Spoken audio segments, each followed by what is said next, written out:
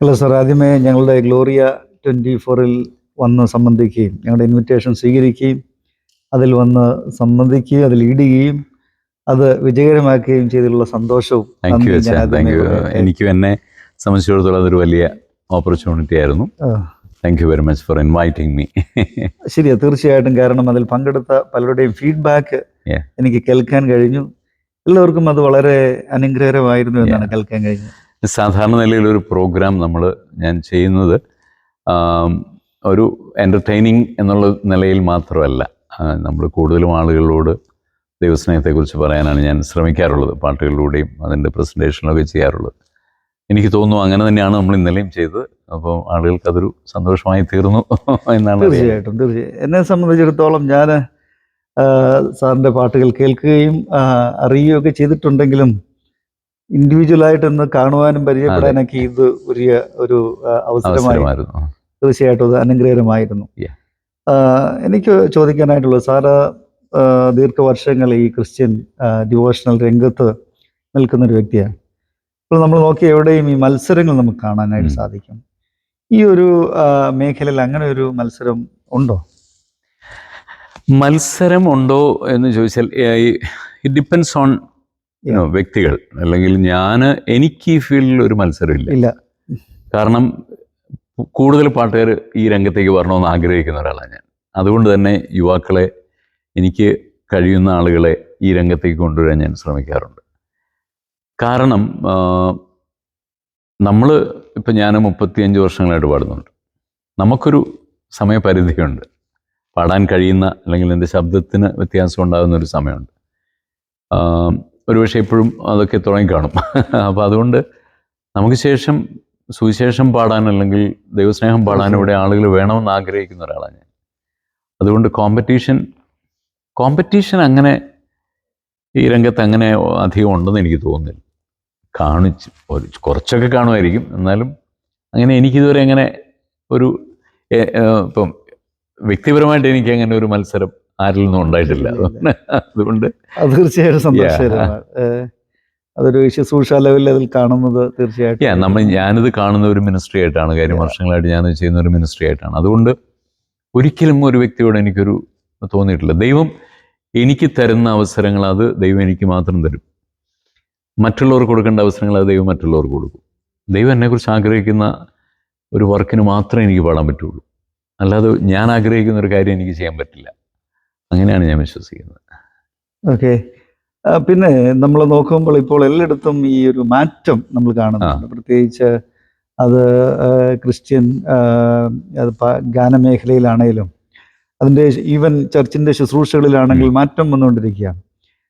ഒരു പഴയ കാലഘട്ടത്തിൽ നിന്ന് മാറിക്കൊണ്ടിരിക്കുന്നു. പ്രത്യേകിച്ച് പാട്ടുകൾ നമ്മളെടുത്താൽ പഴയ പാട്ടുകളിൽ നിന്ന് വ്യത്യസ്തമായി ഇപ്പോൾ കേരളത്തിൽ തന്നെ നോക്കുകയാണെങ്കിൽ നാടൻ പാട്ടുകൾ ഒത്തിരി പോപ്പുലർ ആകുന്ന ഒരു കാലഘട്ടമാണ്. അത് മാത്രമല്ല, ഈ നാടൻ പാട്ടുകളുടെ ശൈലിയിൽ പല ക്രിസ്ത്യൻ പാട്ടുകളും ഇപ്പോൾ വരുന്നുണ്ട്. ആരാധന പാട്ടുകളൊക്കെ, പ്രത്യേകിച്ച് അത് ആരാധനയ്ക്കൊക്കെ ആളുകൾ ആ ട്യൂണിൽ പാടുന്നുണ്ട്. അങ്ങനെ നോക്കുമ്പോൾ അതിനെക്കുറിച്ച് സാറിൻ്റെ ഒരു അഭിപ്രായം എന്തുവാ? എൻ്റെ വ്യക്തിപരമായ അഭിപ്രായം എന്ന് പറയുന്നത്, നമുക്കൊരു കൾച്ചറുണ്ടല്ലോ, ഒരു ക്രിസ്ത്യൻ കൾച്ചർ അല്ലെങ്കിൽ ബൈബിൾ കൾച്ചറുണ്ട്. എന്ത് മാറ്റങ്ങൾ വന്നാലും ആ ബൈബിൾ കൾച്ചറിൽ അതിൻ്റെ അടിസ്ഥാനമായിരിക്കണം. അത്രേ ഉള്ളൂ. ഇപ്പോൾ ഒരു നാടൻ പാട്ട് ആ നിലയിൽ ആളുകളെ സ്വാധീനിക്കുന്ന നിലയിലൊരു പാട്ടുകൾ ഉണ്ടാകുന്നത് കൊണ്ട് കുഴപ്പമുണ്ടെന്ന് ഞാൻ വിശ്വസിക്കുന്നില്ല. പക്ഷെ അത് ദൈവസ്നേഹത്തെ പ്രതിഫലിപ്പിക്കുന്നതായിരിക്കണം. അല്ലെങ്കിൽ ഒരു ബൈബിളിൻ്റെ കൾച്ചർ എന്നെ ഫോളോ ചെയ്യുന്നതായിരിക്കണം. അത്രേ ഉള്ളൂ. ഇപ്പം ഒരു യങ് ജനറേഷൻ ഒരു പക്ഷേ അതൊക്കെ ഇഷ്ടമായിരിക്കാം. അത് പക്ഷേ പഴയ തലമുറ അത് എൻജോയ് ചെയ്യുന്നില്ലെന്നുള്ളതാണ് സത്യം. പലരും അങ്ങനെ പറഞ്ഞു കേട്ടിട്ടുണ്ട്. ഇപ്പോഴത്തെ പാട്ടുകൾ കേന്ദ്രമുള്ള അത് എങ്ങനെയാണെന്ന് പറയുന്നത് കേട്ടിട്ടുണ്ട്. പക്ഷേ ചെറുപ്പക്കാർ, ഞാൻ അതിൽ നിന്ന് മനസ്സിലാക്കിയൊരു കാര്യം എന്ന് പറയുന്നത്, നിലനിൽക്കുന്ന പാട്ടുകൾ പഴയ പാട്ടുകളാണ്. ഒരു റിയാലിറ്റി ഷോ എന്ന് ശ്രദ്ധിച്ചു നോക്കി, സെക്കുലർ സോങ്സ് തന്നെ ഇപ്പോഴും 6 വയസ്സുള്ള പിള്ളേരും യേശുദാസ് പാടിയ പാട്ടും ജാനകി അമ്മ പാടിയ പാട്ടുകളും ഇതൊക്കെ ഇല്ലേ പാടുന്നത്? പുതിയ പാട്ടുകൾ ഇല്ലാഞ്ഞിട്ടാണോ? അപ്പോൾ ഒരു മത്സരത്തിന് അവർക്ക് വിധി എഴുതാനുള്ള ഒരു നിലവാരമുള്ള പാട്ടുകൾ പഴയ പാട്ടുകളായതുകൊണ്ടാണല്ലോ അത് പാടുന്നത്. തീർച്ചയായിട്ടും. അത് നമ്മുടെ പാട്ടുകളിലും ബാധകമാണ്. ഒരു നിലവാരം, ഒരു വചനത്തിൻ്റെ അടിസ്ഥാനം, അല്ലെങ്കിൽ ഒരു സോങ് എന്ന് പറയുന്നത് വെറുതെ ഒരു പാട്ടല്ല. അതിനകത്തുനിന്ന് ഒരുപാട് കാര്യങ്ങൾ ഒരു സന്ദേശമല്ലേ ഒരു ഗാനം. അപ്പം അത് പ്രതിഫലിപ്പിക്കുന്നതായിരിക്കണം. നാടൻ പാട്ടായാലും ഏത് രീതിയായാലും അങ്ങനെ ആയിരിക്കണം. അപ്പോൾ അതിനൊരു വില തീർച്ചയായിട്ടും ഉണ്ടാവും. തീർച്ചയായിട്ടും. പ്രത്യേകിച്ച് ഇപ്പോൾ ഈ പ്രൈസ് ആൻഡ് വർഷിപ്പ് മിക്കവാറും സഭകൾ ഇപ്പോൾ അഡോപ്റ്റ് ചെയ്യുന്ന പ്രത്യേകിച്ച് അമേരിക്കൻ ചർച്ചുകളൊക്കെ, അത് ഈവൻ മലയാളി ട്രഡീഷണൽ ചർച്ച് പോലും, മെയിൻ ലൈൻ ചർച്ചസ് പോലും ഇപ്പോൾ പ്രൈസ് ആൻഡ് വർഷിപ്പ് ആരാധനയുടെ ഭാഗമായി നിർത്തുന്നുണ്ട്. കാരണം യങ്ങർ ജനറേഷനെ അതിലേക്ക് അട്രാക്ട് ചെയ്യാനായിട്ട്. അപ്പോൾ അങ്ങനെ നമ്മൾ നോക്കുമ്പോൾ ഇത്തരത്തിലുള്ള പുതിയ ശൈലിയിലുള്ള പാട്ടുകൾ നമ്മെ സ്വാധീനിക്കുന്നുണ്ട്. പക്ഷേ ഒരു ഒരു ഒരു ക്രിറ്റിസിസം അതിനെതിരെ ഉള്ളത് ഇതിന്റെ ഈ തിയോളജിക്കൽ ആസ്പെക്റ്റ് ആണ്. എനിക്കത് അതിനെക്കുറിച്ച് പറഞ്ഞാൽ, നമുക്ക് പ്രൈസ് ആൻഡ് വർഷിപ്പ് കാര്യങ്ങളൊക്കെ വന്നപ്പോൾ അതിനകത്ത് സംഭവിച്ച ഏറ്റവും വലിയൊരു തകരാറ് മ്യൂസിക്കിൻ്റെ ഇമ്പോർട്ടൻസ് കൂടിപ്പോയി അതിൽ. അല്ലെങ്കിൽ ഓർക്കസ്ട്ര, അല്ലെങ്കിൽ സംഗീത ഉപകരണങ്ങളുടെ ശബ്ദം അതായിപ്പോയി അതിൻ്റെ ഒരു മെയിൻ ഒരു അതിൽ നിറഞ്ഞു നിൽക്കുന്നത്, അല്ലെങ്കിൽ മുഴങ്ങിക്കേൾക്കുന്നത്. അതൊരു പക്ഷേ നമ്മളെ എത്രമാത്രം നമ്മുടെ ഒരു സ്പിരിച്വാലിറ്റി അല്ലെങ്കിൽ ഒരു ആത്മീയതയെ അത് എങ്ങനെയാണത് ബാധിക്കുക എന്ന് നമുക്ക് പറയാൻ പറ്റില്ല. ഞാൻ ഇങ്ങനെ കേട്ടിട്ടുണ്ട്, ഈ തുകൽവാദ്യങ്ങൾ ഉപയോഗിക്കുമ്പോൾ തുകൽവാദ്യങ്ങൾ നമ്മുടെ സ്കിന്നിനെയാണ് കൂടുതൽ സ്വാധീനിക്കുന്നത്, നമ്മുടെ പുറമേയുള്ള തൊലി. അതേസമയം സ്ട്രിങ് ഇൻസ്ട്രുമെന്റ്സ് ഉണ്ടല്ലോ, അത് നമ്മുടെ ഹൃദയത്തിലോട്ട് ഇറങ്ങുന്നത്. അപ്പം ഇപ്പം സംഭവിച്ചത് ഈ ഡ്രമ്മ് കാര്യങ്ങൾ, ഇതിൻ്റെയൊക്കെ ഒരു അതിപ്രസരം തീർച്ചയായിട്ടും നമ്മുടെ ഈ വർഷിപ്പിനെ ബാധിച്ചിട്ടുണ്ട് എന്നുള്ള കാര്യത്തിൽ യാതൊരു സംശയമില്ല. ഒരു പക്ഷേ ഒരു പുതിയ ജനറേഷനെ സ്വാധീനിക്കാനാണ്, അല്ലെങ്കിൽ അവരെ ഇതിനകത്ത് നിലനിർത്താനാണ് ഇതൊക്കെ ചെയ്യുന്നതെങ്കിലും അതിലൊരു വലിയ അപകടമുണ്ട്. കാരണം നമ്മൾ അതിനെ കൂടുതൽ ശ്രദ്ധ അതിനകത്തായി പോകുന്നു. നമുക്ക് പാട്ടുകൾ എന്താണെന്ന് പോലും കേൾക്കാൻ മേലാത്ത നിലയിലേക്കൊക്കെ ഈ വർഷിപ്പ് മാറിപ്പോകുന്നുണ്ട്.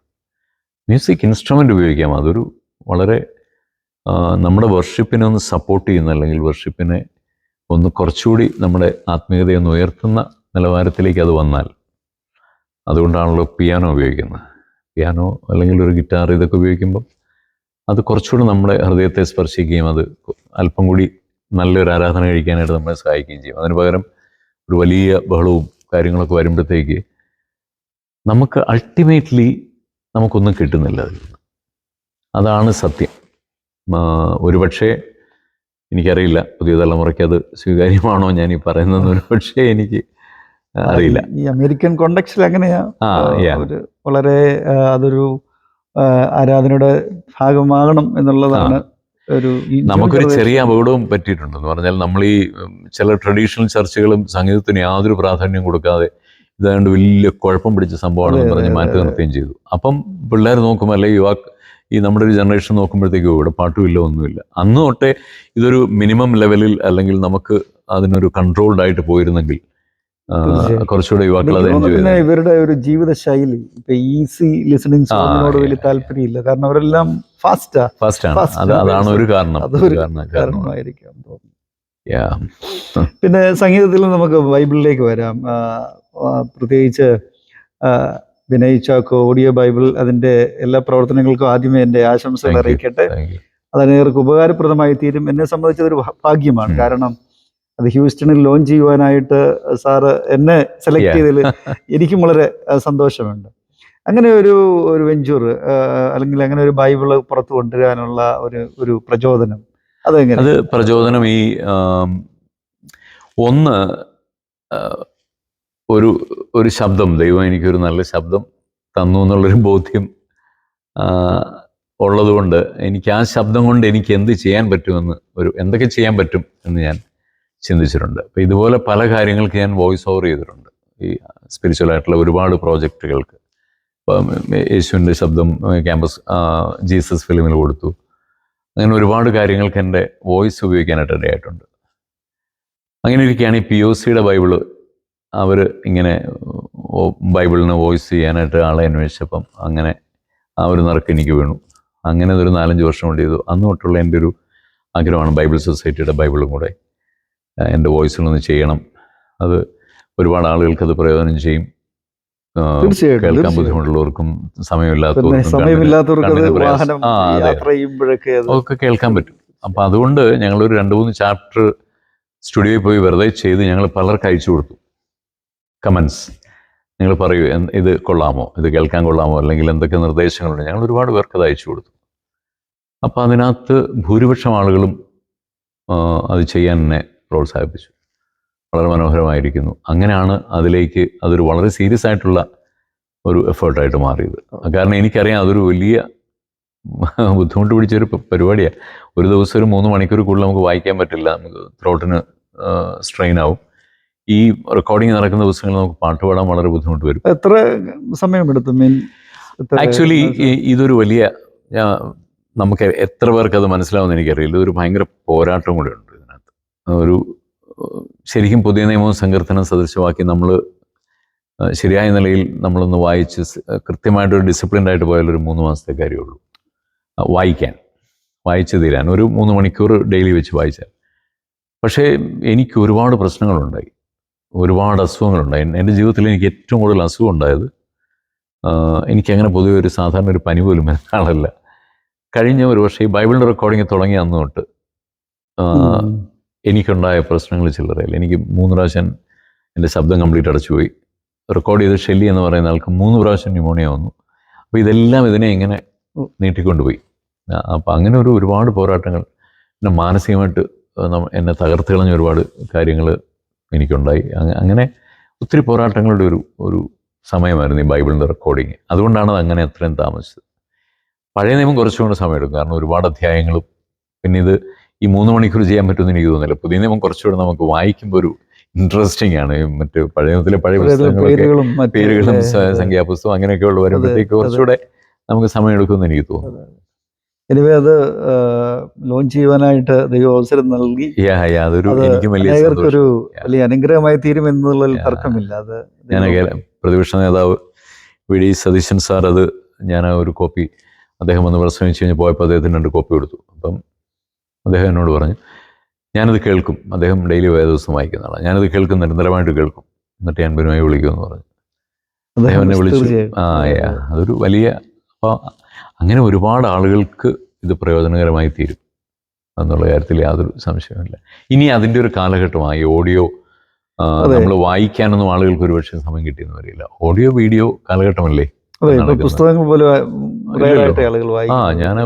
ഞാനൊരു ഓഡിയോ ബുക്ക്, വേറെ ആളുടെ ഒരു ബുക്ക്, മമ്മിക്കൊരുമ്മ എന്ന് പറഞ്ഞൊരു പുസ്തകം, അത് ഓഡിയോ ബുക്ക് ചെയ്ത് എൻ്റെ വോയിസിലായത്.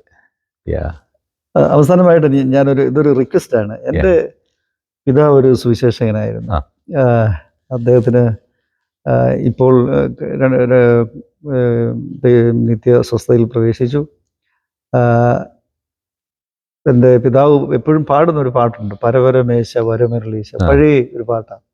അതിൻ്റെ ഒരു റിക്വസ്റ്റാണ്. സാർ അതിൻ്റെ ലിറിക്സ് ഓർക്കുന്നുണ്ട്? ഇപ്പോൾ ഞാനിങ്ങനെ സർപ്രൈസായിട്ട് ചോദിക്കുകയാണ്. പരപരമേശ വരമരുളീശ നീ എത്രേ എൻ രക്ഷാസ്ഥാനം, പരപരമേശ വരമരുളീശ നീ എത്രേ എൻ രക്ഷാസ്ഥാനം, നിന്നെ കാണും ജനങ്ങൾക്കു പിന്നെ ദുഃഖം ഒന്നുമില്ല, നിന്നെ കാണും ജനങ്ങൾക്ക് പിന്നെ ദുഃഖമൊന്നുമില്ല, പരപരമേശ വരമരുളീശ നീ എത്രേയൻ രക്ഷാസ്ഥാനം. Very beautiful. ഞാനത് പ്രോഗ്രാമിന് പാടിക്കൊണ്ടിരുന്നൊരു പാട്ടായതുകൊണ്ടാണ് അത്രയെങ്കിലും ഞാൻ സാധാരണ എനിക്ക് ലിറിക്സ് ഇല്ലാതെ ഒരു പാട്ടും പാടാം. സർപ്രൈസ് ആയിട്ടൊരു ചോദ്യം കൂടെ ആയിരുന്നു, എങ്കിലും മനോഹരമായി. തീർച്ചയായിട്ടും ഇത് സന്തോഷം. പ്രത്യേകിച്ച് CSI church of greater Houston എൻ്റെ നന്ദി അറിയിക്കുന്നു. ഞാൻ കോവിഡിന് ശേഷം ആദ്യമായിട്ട്, ഞാൻ മിക്കവാറും എല്ലാ വർഷങ്ങളും ഞാനൊരു 10-16 പ്രാവശ്യം അമേരിക്കയിൽ വന്ന് പ്രോഗ്രാമുകൾ നടത്തിയിട്ടുണ്ട്. എന്നാൽ കോവിഡിന് ശേഷം ഒരു ഓപ്പർച്യൂണിറ്റി ഉണ്ടായില്ലായിരുന്നു. അത് ഈ ചർച്ചാണ് എനിക്ക് തന്നത്. അതിൽ എൻ്റെ വളരെ ഹൃദയം നിറഞ്ഞ ഒരു നന്ദി ഞാൻ അറിയിക്കുന്നു. തീർച്ചയായിട്ടും ഞങ്ങളുടെ എല്ലാ പ്രാർത്ഥനകളും ആശംസിക്കുന്നു. തീർച്ചയായിട്ടും. Thank you very much. Thank you. God bless.